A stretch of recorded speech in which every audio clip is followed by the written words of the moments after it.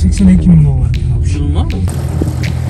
19,8 milyon dolar. Bir günde 4 parkынан. 4 parkынан чогулган акчасы. Арендаторлордо бул жакта баягы үйдүн эси жок. Самолеттун арендасы где-то $170. Айына 2 айда 1 миллиарддан ашат экен да. $62 кетти да. Нусреттин эмесинен кафесинин жанынан өтүп калдык, анан Нусреттен кирип тамактанып алалы дедим ушунча. Америкада ушундай практикация этилет экен го. Ата үйлөндүк Кыргызстандан, үйлөнүп бала чака болуп, эрте үйлөндүм.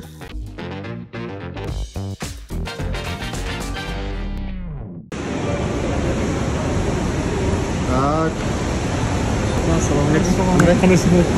Жакшы болуңуздар. Yaxshi arkadaşlar. Qanday? Amerikanец. Сразу стористен баштады. Bizde nurtası oldu. Buyursa. Бару башка кыргыздар бул жакта? Жакта бар аз бирок. Ал э? 3-4 Меники кымбатыраак. Меники $82.000 экен. Жылма бул? $82.000 сразу төлөбөйсүң аны, бул жактан бөлүп bir жылдын ичинде. Биринчи келгенде $17.000 төлөдүк. Анан 2 айда бир төлөп турабыз да. Америкада финансовый инструменттер аябай жакшы жайылган экен. Баягы финансированияны табыш оңойраак экен да. Мисалы биз Кыргызстанда $1 миллион акча жумшап бир иштете турган болсок, өзүбүздүн акчабызгачы, бул жакта $1 миллион акча сала турган болсок, 10-15 миллион, даже $50 миллион чейин банктар финансировать этип, $50 миллион чейин мисалы жумушту кылса болот да, аткарса болот бул жактачы. Бирок шарттары албетте тажрыйба болуш керек, тарых болуш керек компаниябыздынчы. Кредитный история деп коет экен, ошого көңүл бурушат экен. Парктарга барып эс алган барып келдик. 2-3 паркка биз Нурсултан алып барып келди. Бирөөсү Акватика, дагы бирөөсү Universal Studios. Ошондой парктан бул жерде 4 бар экен, э? Бирде Диснейдики 4 же. Диснейдики эле 4. Диснейдики эле 4 парк ошондой бар экен. Парк развлечениеден.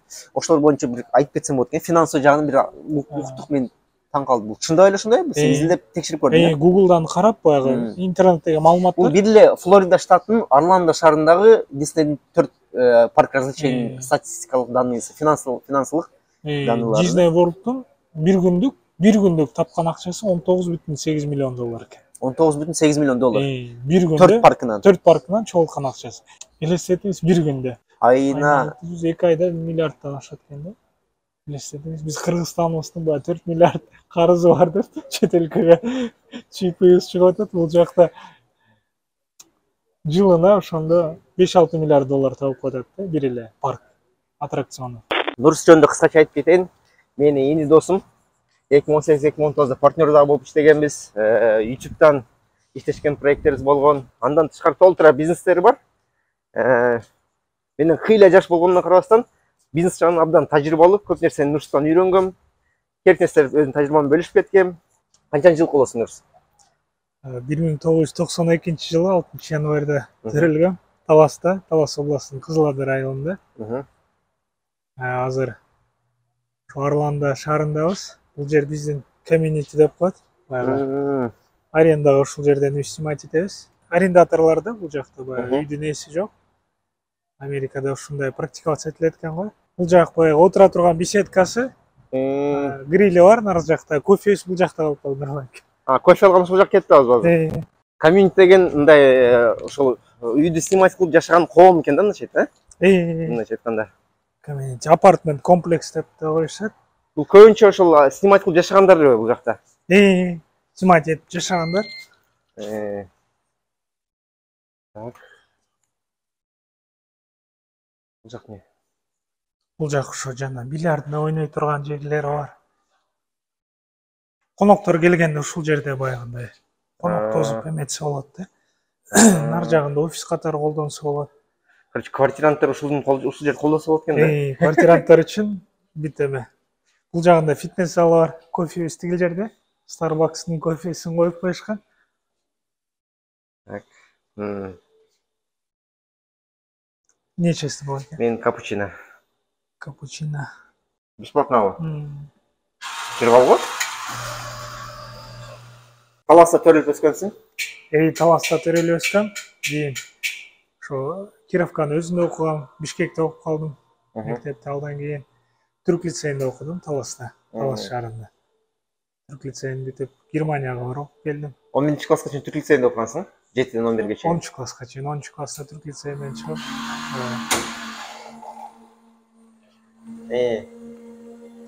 финтехте окуп калдым, колледжде. 10 класстан кийин эле финтехке өтүп кеттиң, Бишкекке. Бишкекте. Анан кийин Германияга барып, Германияда окуп келдим. Германияда канча жүрдүң? Германияда 1,5 жыл. 11 класстан кийинби? То есть bir жыл финтехте окугандан кийинби? Финтехте окугандан. Кайсы программаны кеткенсиң? Айка баягы студент коллег деп коет эмеге, университетке подготовительный. Германияда өзү эме экен. Транспорт аябай жакшы өнүккөн. Барып келбедик беле Германияга, билесизби? Эмелер. Баса айтып кетейин, Нурсултан менен биз 2018 бардыкпы? 2018 2018 Европага барып келгенбиз. Ал жерде 12 шаар, 8 мамлекетте кыдырганбыз. 1,5 жыл эле окудум. Получается, мен Кыргызстанга келдим. Кыргызстанга келип, кырсыктап калдым. Кырсыктап калдым дегенде. Ооруп калдыңбы? Жок, эми балдар менен мушташа кетип көчөдөн. Бир аз бейбашыраак балдар экен, бычактап коюшту да. Жөн эле мушташып кеттиң беле, эмне болуп кетти эле андай? Маршруткада кетип барат, баягы жакалаша кетип ылдыйга түшүп, алардын как раз ушулордун районунда жүргөн экенбиз. Жакалашып кетип. Кайсы район экен ал? Югдо, эмеде, Вефанын аркасында прям жанагы этажный үйлөрдүн арасында. Центрге жакын эле. Центрдин өзүнөн. Ай, Кудай сактанын, баягы реабилитация. 1 ай больницада жатып, алдан чыгып үйдө 2-3 ай жатып. Сен Германиядан каникулга эле келген болчуң. Каникулга. Биринчи курсту бүтүрүп. Кетпей калдым. Буйрук экен. Зато үйлөндүк, Кыргызстандан үйлөнүп, бала чака болуп, эрте үйлөндүм. Бул жак общее пользование тоже бесплатно залдары бар. Ошондой жер экен да? Да, бул жак спорт залы. Кирип чыгып кетсек болот. Американын жашоосун көрсөтүп коелу. Могул жакта эмелер, суулар болот, напитоктор болот, обычно коюп коюшат. Бесплатно бул жагы да? Бул жак бүт эме ошол арендаторлор, квартиранттардын колдонуусунда эле. Бул жактан квартира аренда алсаңыздар, ошонун баары кошо экс болуп кетет экен. Йога комната да бар экен, Йога комнатасы. Ничего себе. Флоридада апартмент комплекстер көбүнчөсү ушундай экен. Бүт шарттар менен да. Анан кызыктуусу детский площадкасы жок. Тиги жакта баягы иттерин кыдырта турган жерлери бар. Бирок детский площадка баягы именно ушундай арендовать эткен жерлерде бала чакалуулар аз болгон үчүнбү билбейм.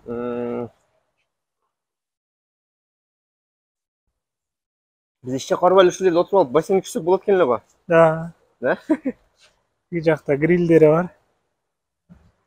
Акыркы 3 жылдан бери эмне кылып жүрөсүң? Азыр Америкада пилоттук окуу жайда окуп атам. Пилоттун лицензиясын алып алалы деп атам. Анан бара-бара авиакомпания, авиакарго ачсак деген максатыбыз бар. Жөнөкөй логистика аз болуп калды эми, авиалогистика чайында атасың. Өзүң пилот болосуң. Кудай кааласа. Өзүм пилот боламбы, болбоймбу? Пока жеке мен өзүмдү, пока авиалиниялардын же ошондой чоң самолеттордун бай пилот болуп иштей турган адам катары көрө албай атам покачы. Бирок учкан жагат магачы. Учканда мен өзүнчө бир рахат алам да. Ошо айткандай эле өзүбүз авиакомпания ачып, колдон келет да, башкалар кылып атса, биздин аракет кылсак биз эмне кыла албайбыз. Америкага ошол баягы изденип, Американын рыногун көрөлү деп, эмне возможностьтор бар деп Америкага 2021 келдим да. 2021 келип, изденип, караштырып жүрдүм. Эмне кылсак болот деп возможностьторду карап, анан Филадельфияда жүрсөм, Northeast деген сайтта как раз Northeast деген аэродром бар экен, жакан.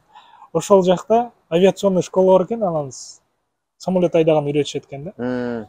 Дос балдар менен жүрөм, карасам эле самолеттер улам үстүбүздөн учуп өтөт да, чакан самолеттер. Анан кызыгып, бул эмне самолеттер, бир учуп көрбөйлү десем, аэродром бар дешти, интернеттен сайтына кирип эле карасам баягы разовый самолет учурушат экен. Баягы интернеттен изилдеп брондодум, эртеси күнү баары учтук. Учкандан кийин эле баягы машинага жаңы айдаганды үйрөнгөндөчү, машинаны айдагандан кийин вау дейсиз го. Прям дагы айдагыңыз келе берет го, ошентип айдагым келип, учкум келип, интернеттен изилдедим. Флоридада эме көп экен. Авиационный школалар көп экен. Анан бир жылда 365 күн жок дегенде бир убактарда баягы күн ачык болуп турат экен да Флоридадачы. Ошон үчүн баягы учкан үйрөнгөнү эң жакшы шарттар ушул жакта экен. Флоридага ошого келейин деп чечтим. Анан интернеттен баягы буяктан жазыштым эмелер менен сүйлөшүп, телефон чалышып, школалар менен сүйлөшүп анан учуп келдим буяка. Баягы курсун алып коеюн десем эме менин визам менен болбойт экен. B1, B2 деген виза, меники туристический виза. Ал менен болбойт экен, себеби булар баягы security check деп коет, TSA деп.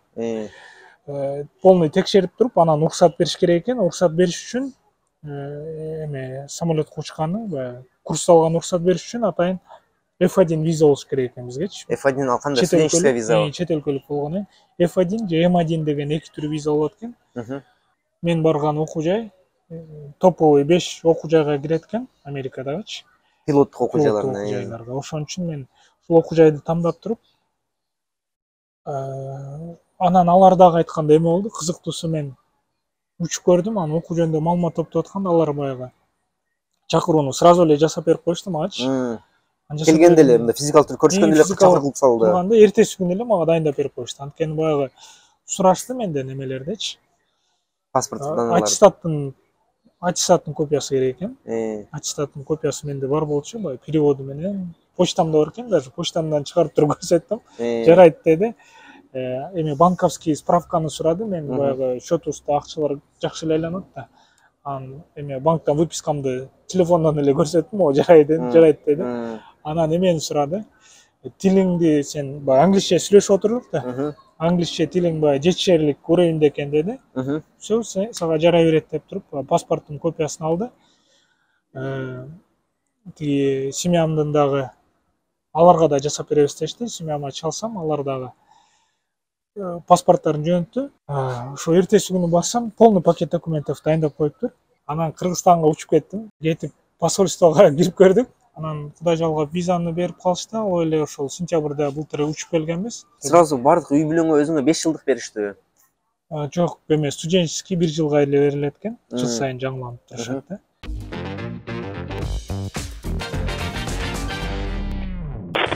Тамактангандан келдик. Бул жерде азыр бир макарон алып турбуз. Макарон, пицца, салат и бир ичимдик. Ошону ар бирибиз канча акча кетти ушуга? Билбейм. 60-65 доллар. Билбейм, 65 доллар кетти. 65 доллар үчөөбүзгө. Примерно ошондо 20-21 доллардан кетти достор. Биз азыр Орландода жүрөбүз. Орландода тамактануу бир аз арзаныраак экен. Эмне дегенде Нью-Йоркто биз тамактануу үчүн ар бирибиз жок дегенде 25-35 доллар арасында кетирип аттык да, завтрак үчүн. Так. 62 доллар кетти да. Шуну биз азыр кайсы жак кетти азыр? Азыр Сенфорд деген аэропортко баратабыз. Сенфорд шаардын аэропортуна. Акыбызы барып самолетко отуруп нурманке штурвалга отурат. Самолетто учкан кетти азыр. Буюрса. Өзүмдүн окуу жайыңа эмес, башка аэропорттон сүйлөшүп койдум азыр. Башка аэропорттон сүйлөшүп. Негизи ушундай полетторго бир чыгып келүү баасы канча? 300 доллар дедим беле? Менин самолеттун арендасы где-то 170 доллар. Плюс соляркасы бир саатына канча галлон болсо, анан эмеси инструкторду жалдасак, инструкторго төлөшүбүз керек болот. Менин лицензиям азыр пассажирларды алып жүргөнгө пока жарабайт. Ошого бир лицензия эме инструкторду жалдайбыз азыр.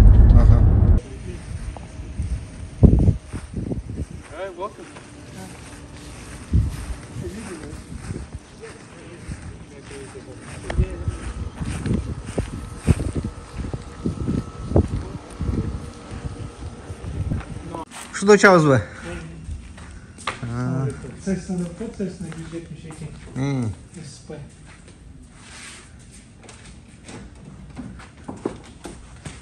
Hey, how are you doing? Биздин инструктор, инструктор. Финтехте окуп жүргөндө эме деген сайф деген бар болчу, азыр по-моему башкача аталып калды. Студент в предпринимательстве деп коет. Ишкерлерге жардам берип барганда проекттердин үстүнөн иштечи.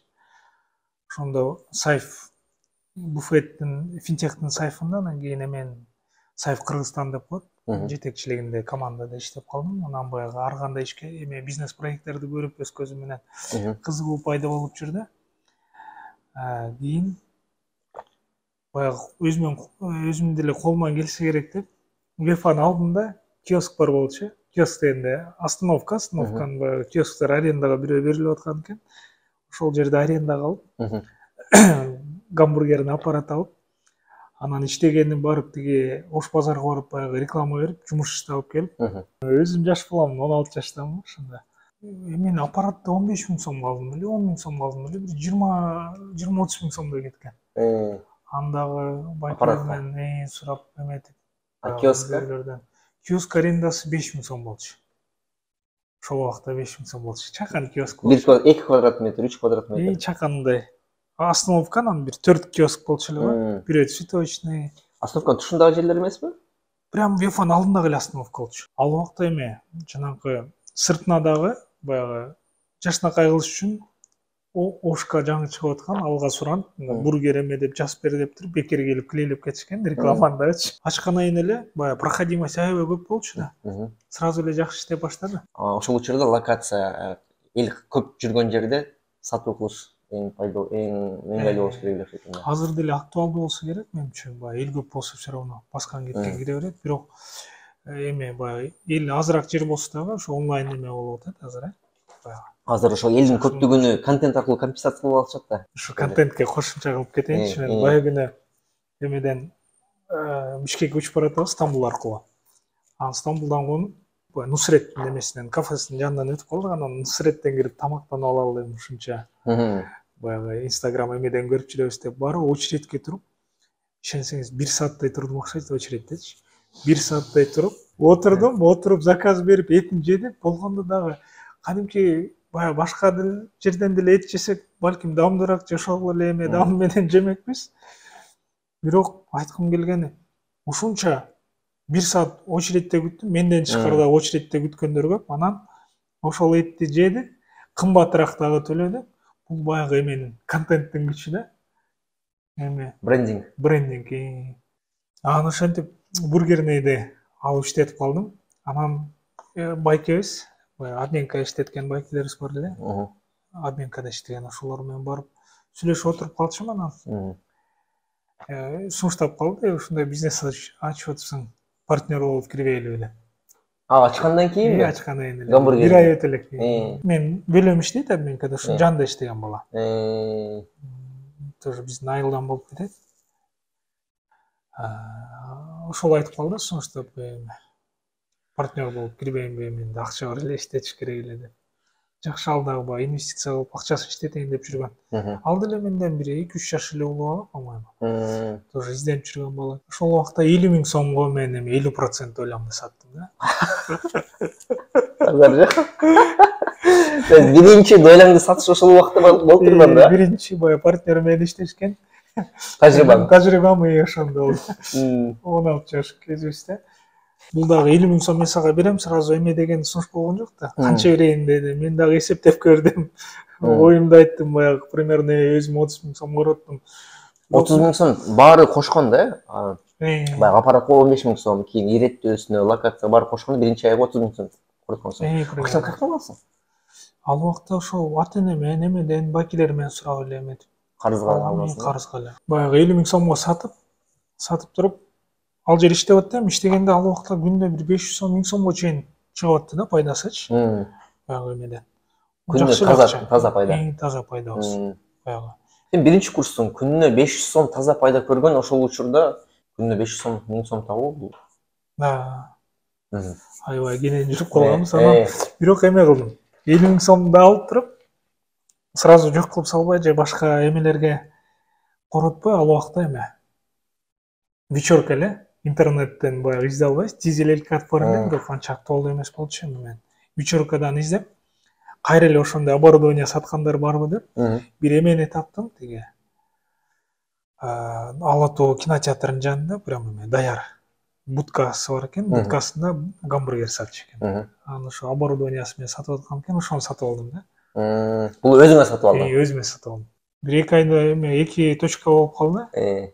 Ал точкадагы баягы Экинчи точка бирок жаман жер эме болуп калды баягы.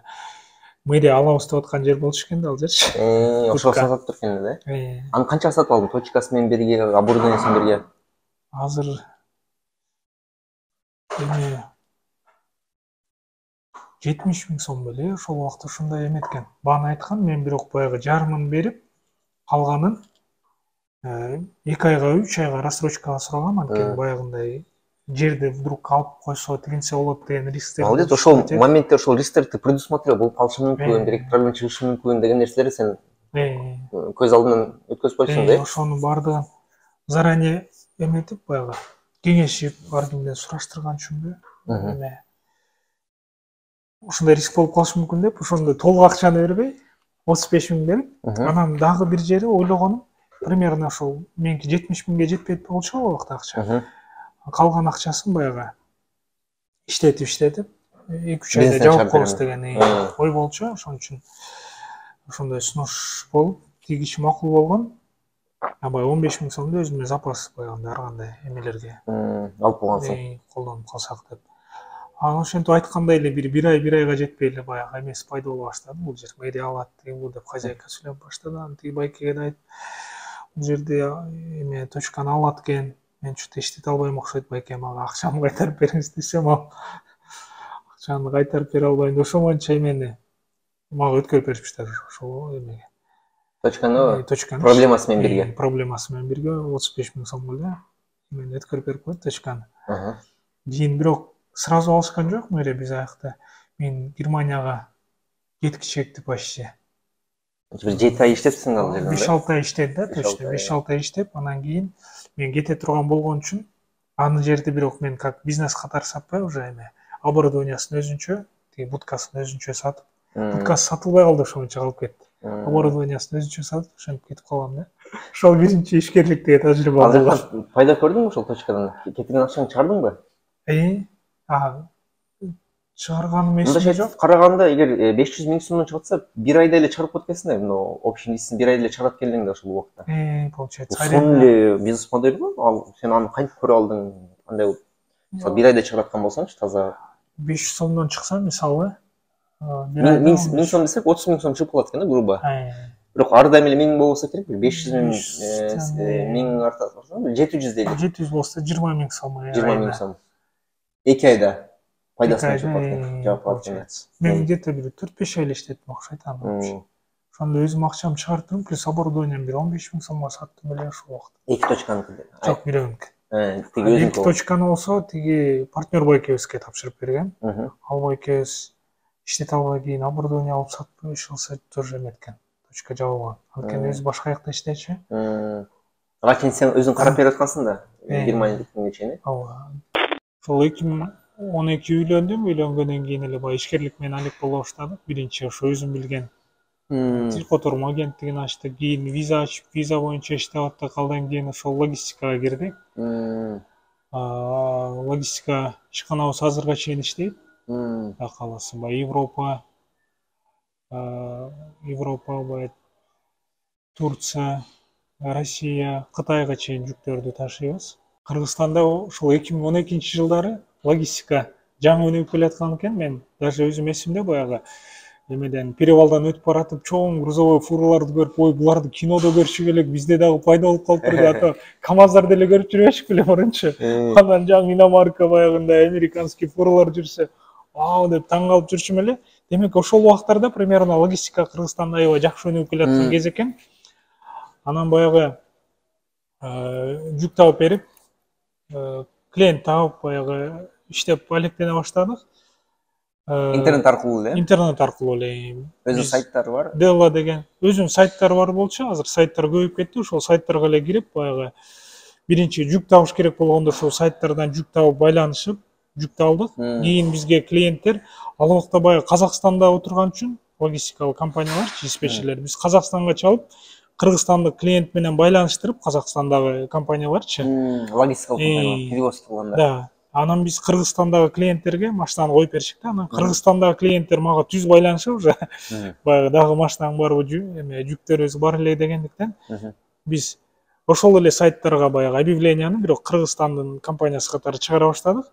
Анан бизге баягы Кыргызстандын перевозчиктери чыга башташты, клиенттери дагы көбөйө баштады. Ошентип баягы Кыргызстанда диспетчерлик компаниябызды ачып, кийин бара-бара полноценный логистикалык компания болуп, жакшы иштерди кыла баштадык да. Ошол баягы эң кызыктуу жери болгон. Ошону постоянно эстеп айтып турам да. Тиги байкелерибиздин фураларын жүктөп жөнөттүк. Жөнөткөндөн эле тиги клиент мага чалат кайра. Дагы машина керек болуп атат депчи. Анан байкелериме чалсам машина жок, аларда машина жок экен. Анан тиги клиент улам чалып турат баягы, тауып берчи машина керек эле депчи. Анан биз машина издеп баягы питактарга чейин издеп сүйлөшүп чыктым. Аяктарда в основном эме Россияга иштебеген, биздин Кыргызстан ичи жүк ташыган машиналар турушат экен. Анан баягы сайтка эле чыгарып койдум кайра. Сайтка ушундай жүгүбүз бар деп чыгарып койдум эле. Анан ошол жактан мага байланыша баштады биздин перевозчиктер. Россияга ошол жактарга жүк алып бара алгандарчы. Байланышып эле сразу бир 3 машина погрузкага жөнөттүм. Клиент өзү айтты, $100 ар бирөөнө комиссия чыгарып берем сага деп. Бир күндүн ичинде. Бир күндө 3 машина погрузкага жөнөттүм. Кечке мал машиналарды жүктөп, кечке мал келатып, Москвет жактан жолуктук, мага $300 колума карматты да. Анан 20 жаштагы бала үчүн баягы жаңы бизнес кылып жүргөм, ал убакта перевозчик конторадан айына бир 15-20 миң сом тапсак, эптеп тапчым, өзүм пайдам болчу. А бул жерде бир күндө $300 карап калдым, ай, сон турбойду. Анан ал клиент кайра эртеси күндө чала баштады. Ошентип көбүрөөк ошол сайт аркылуу эле баштан иштеп аттык башында. Анан ал клиент башка досторуна да берет, баягы башка коллегаларына да берет, мына ушундай референс бере баштады дейби. Буларда машиналар көп экен, машина таап берип атат мага деп. Анан машиналардагы берки башка машиналарга берет контактыларын, баягы ушундай жигит бар экен, жүктөрү көп экен депчи. Анан ошентип баягы диспетчерский компания ачып, логистика боюнча иштеп баштадык. Канча жыл иштептиң ошондо? Азырга чейин иштейбиз, бирок баягы 2016-ларга чейин пик болду да. 2016-ларга чейин? 2016-га чейин аябай жакшы иштедик. Канча тапат элең күндө? Эң жакшы тапканым, азыр айтам, бир жүк чыккан, баягы крупный жүк Турциядан. Мага 2 машина сурашкан ал жүккөчү. Анан баягы кубатурасын эсептеп көрсөм, баягы бир баягы габаритныйраак, чоңураак машиналар бар. Кубатурный эме машина деп коебуз, тандем деп коет, баягы болуп голова прицел менен өзүнчө. Анан ошого карап көрсөм батчуда экен да. Анан аларга клиенттерге сунуштадым, бул жакта бир машинага батырып ушул жүгүңүздү алып келип бере алам депчи. Бирок бир машинага батыра турган болсок, баягы жүктүн баасы кымбат болгон үчүн жолдон дополнительное таможенное обеспечение жасашыбыз керек болгон да. Анан ал кишиге айтам, ушундай расходдор болот, жолдон ошону көтөрүңүз десем, жок, мен антип башым ооруткум келбейт, мага бир бааны эле айт, ошол баага алып келип бер деп айтып калды. Анан макул деп карасам, 2 машина бир $19 000 болмок. Бир машинаны мен $10 000 жалдап атам. Эми жолдон обеспечение тиги бул вдруг таможенное сопровождение болуп калышы мүмкүн. Ошолор рисктердин баардыгын эсептеп туруп, $15 000 алып келип берейин дедим. Ал киши макул болду. Ошентип бир фурага жүктөп, ал фураны $10 000 жалдадым. Жолдон баягы таможенное обеспечениясын $150 ушундайга эле жасатып койдум. $10,150 машина келип турду. Бир кармаганым бир жүктөн почти $5 000 пайда көргөн болгон да. $5 000? $4,5 000 экен, грубо. $4,5 000. Ошондо болуп тура беле, ошондой баягы кээде бир 10 жүк, мисалы бир 10 машиналык сразу бир жүк чыгып калат. Анан $10 000 контракт түзөбүз, мисалычы. Ал убакта Турциядан Кыргызстанга $10 000 эле. Аны биз машинаны өзүбүздүн машиналарыбыз болсо, өзүбүздүн машинаны жүктөйбүз. Эгер өзүбүздүкү болбой калса, $9,5 000, $9,700, $9,300 кандай баягы машина табылса, табып жүктөп коебуз. Калган $500, $700 биздин чөнтөгүбүздө калат да. Ошентип 10 машинадан эсептесе кайра эле $5 000 чыгып калат, мисалычы. Мындай контракттар болуп турчу. Алдан тышкары баягы күнүгө чыгарган огородубуздан деле ар бир машинадан бир $100 жок дегенде пайда көрчүк да. Кийин бара-бара ал ставка $50 түштү, баягы доллар. Огород дегенибиз ошол баягы пияз, картошка, морковка, ошол баягы Кыргызстандан чыккан жүктөргө ар бир машинадан клиенттерибиз бир $50 $100 чейин бизге комиссия берип турчу. Жүк таап берген үчүн же груз таап берген үчүнбү? Эме транспорт таап берген үчүн. Биз фураларды таап берип турчук. Өзүбүздүн фурабыз болбосочу. А кийин бара өзүбүздүн фуралар боло баштады. Өзүбүздүн фуралардан көргөн пайдабыз уже башкача аяктын эсептери бар да. Ошентип кыска мөөнөттө аябай жакшы иштерди аткардык. Орточосунда канча түшчү? Ошол учурда. Жана азыр кандай түшүп атат экен интересно. Жакшы. Бай 100дөн ашык фура менен иштеп, бир убакта мен эмеге Минтрансқа список беребиз да, канча машиналар менен иштешип атканбыз. Ошого карата уруксат кагаздарын алып турабыз да. Ошол списокты бергенде 100дөн ашык машина болгон болчу да, уже биз иштешкен машиналарчы. То есть бу Кыргызстан күнүмдүк $10,000 түшүп турчу. $10,000. $10,000 эмес. Орточо эсеп менен башында мисалы ошол биринчи $300 менен баштапсың да. Андан соң көрсөтүш бир студент үчүн. Мен таң калган, Нурсултанга таң калган 2016-да таанышканбыз. Ошол убакытта эле жаш эле бала болуп туруп канча бизнестерди кылып көргөнүнө таң калгам да. Аны көрсө ошол биринчи тажрыйбаларың ошон. Анан ошол көп бизнестердин болгон себеби мындан экен. Бу аяга логистикада жүргөндө кайсыл жактан эмне товарлар келатканын, анан кээде даже ошол счет фактура инвойсторуна чейин колуңузга тиет да. Анткени сиз ал инвойсторду алып туруп баягы клиенттерге жөнөтөсүз же эме сиздин колуңуздан өтөт да алардын баардыгычы. Анан баягы көрөсүз, бул жактан могу товарлар көбүрөөк келип атат. Анан түшкөндө клиенттерден сурайсыз, кандай болуп атат иштерди. Алар айтат, спрос жакшы болуп атат. Дагы алып келиш керек эле эмеле депчи. Жетишпей атабызбы? Анан өзүбүздүн фуралар болгондон кийин акырын алып жүктөп коебуз ошол товардан алыпчы. Ошондон улам тактай ишине кирип көрдүк, ткань сатып көрдүк, эмне гана кылып көргөн жокпуз баягы. Эмеден Турциядан келатканда ткань алып жүктөтүп коебуз же ар кандай бир пружина бир нерсе эмне эме бизде өтүп аткан болсо акырын алып жүктөтүп коебуз. Алып келип кээде сата алабыз, пайда көрөбүз. А кээде баягы билбеген үчүн, тажрыйбабыз жок болгон үчүн не то товар алган болбосо. Не то товар алып, эме күйгөн учурларыбыз да көп болгон да. Бирок анын бардыгы тажрыйба болду. Мен жаш болгондуктан кайсы жактан жакшы баягы көбүрөөк киреше табып кете алабыз, көбүрөөк жакшы иш кылып кете алабыз деп изденип турган үчүн постоянно рисктерге кире берчү. Соответственно, пайда көрүп кеткен убактарыбыз болгон, күйгөн убактарыбыз да көп болгон да, банкрот болуп.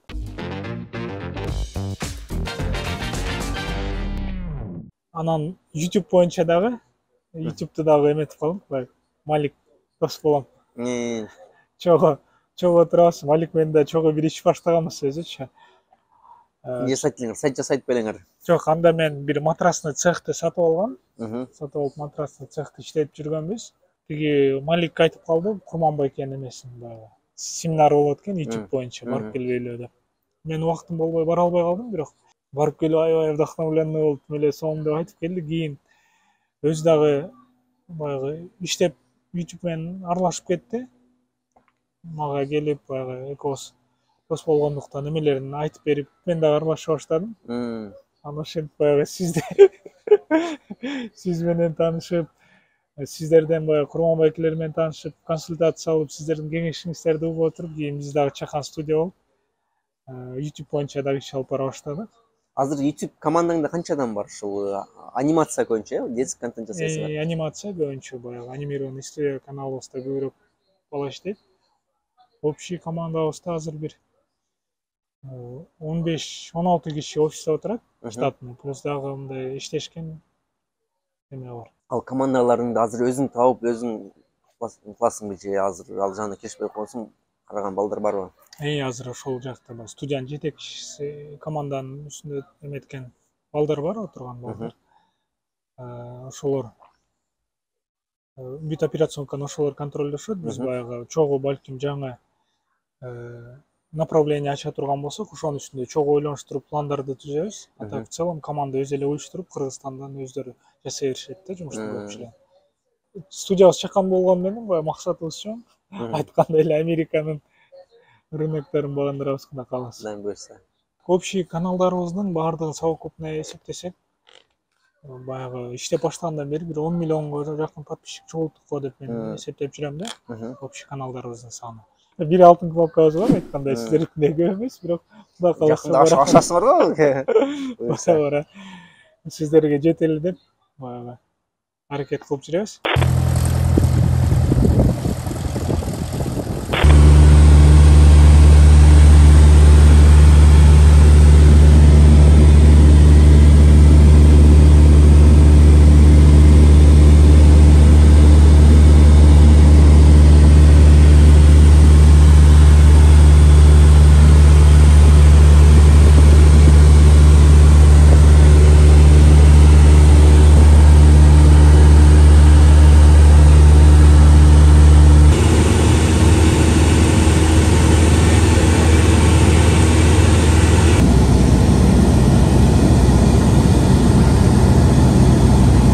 Келип жатканда кырсаң кайтасыңбы, кайтпайсыңбы?